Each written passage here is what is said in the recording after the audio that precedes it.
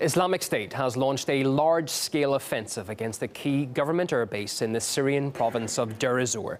It is believed the terrorists entered Syria from the Iraqi city of Mosul, where they had been fighting against a US-led operation.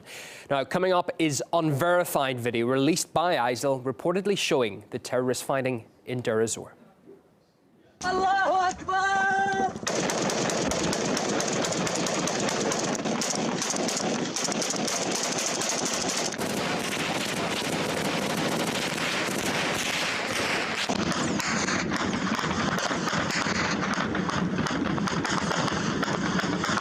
Well, despite the Syrian army's efforts, ISIL fighters have been making steady gains in that province and have now effectively cut off the strategically important government base there. RT's Lizzie Phelan filed this report from Syria.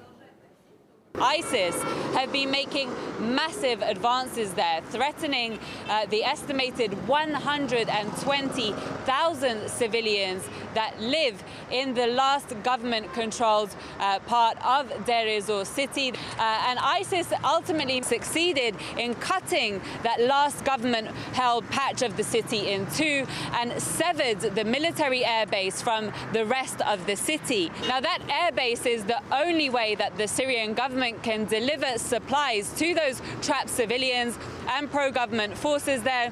Now helicopters are unable to land in that airbase, unable to deliver food and medical supplies to civilians, and also unable to deliver reinforcements to pro-government forces there. So if the soldiers that are currently there don't manage to hold out, then ISIS will be able to overrun the city, and there's great fears that they will commit atrocities against the civilians that have been living under government rule there and against pro-government forces. Now, my team and I have had some contact with civilians and some pro-government fighters in Deir ezzor, and the conditions that they describe to us living under siege, they're extremely tough. They have very little food, many people surviving on canned food, a complete lack of fuel. There's only a handful of cars able to continue operating in Deir ezzor. Of course, now that's going to become even more difficult. And of course, they're living under constant ISIS shelling, and that shelling has been particularly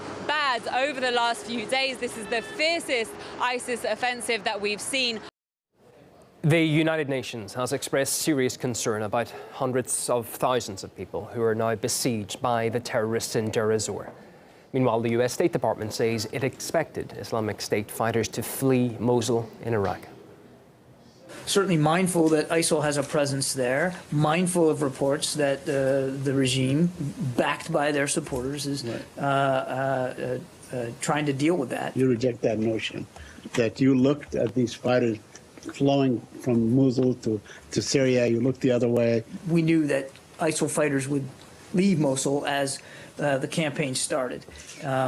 Not at all surprised that some of them would run away, and the coalition has, and you've seen the reports out of the Pentagon, is taking advantage of opportunities when they can to hit these guys. Doesn't mean you're going to get every single one, and I can't say definitively that none of them fled to Deir ezzor. Well, as the anti-terror operation in Mosul enters its fourth month, Iraqi security forces have made some significant gains. US military officials confirmed that ISIL's been repelled from almost 90% of the east of the city. But Mosul's humanitarian crisis is unresolved. And for more on that, I'm now joined by Lisa Grande, who's a humanitarian aid coordinator in Iraq. You're very welcome, and thank you for taking the time to speak to us this hour. How would you, first of all, assess Mosul's humanitarian situation currently? In the areas that have been retaken by the Iraqi security forces, the situation is beginning to return to normal. But in the areas on the western side of the river, there are about 750,000 civilians on that part of the area. They're still under ISIL control, and we know that the conditions in western Mosul are dramatic, and they're deteriorating very quickly. There isn't sufficient water, there isn't sufficient electricity. We're monitoring the food prices, and it's clear that the cost of basic commodities are skyrocketing. We knew even a few weeks ago that the poorest people in the western districts were in trouble. We now know that because prices are skyrocketing, their situation is deteriorating very quickly.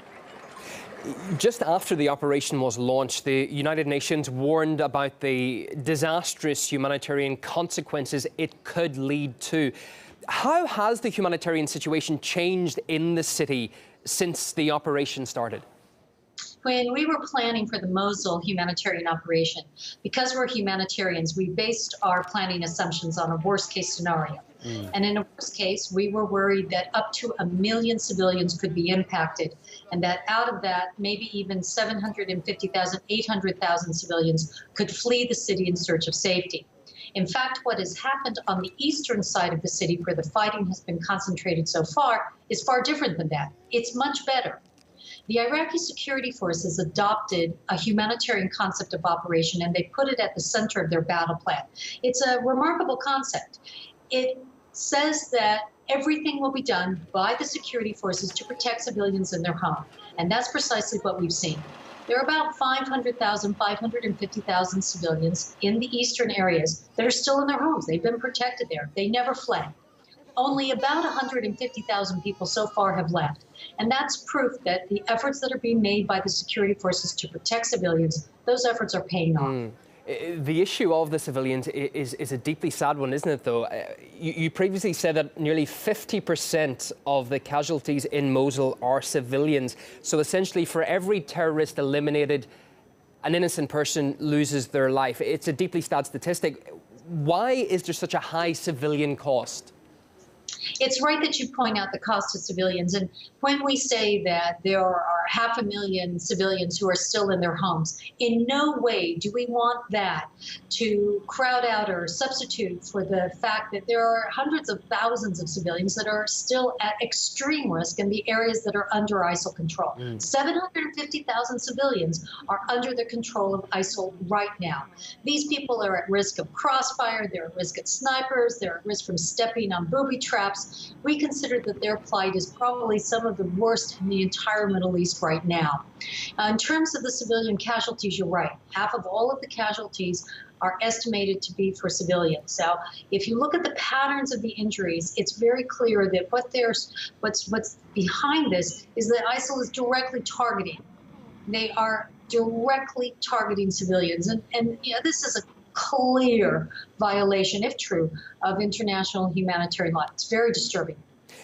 Lisa Grande, Iraq humanitarian coordinator, thanks so much for taking the time to speak to us this hour. We appreciate your thoughts.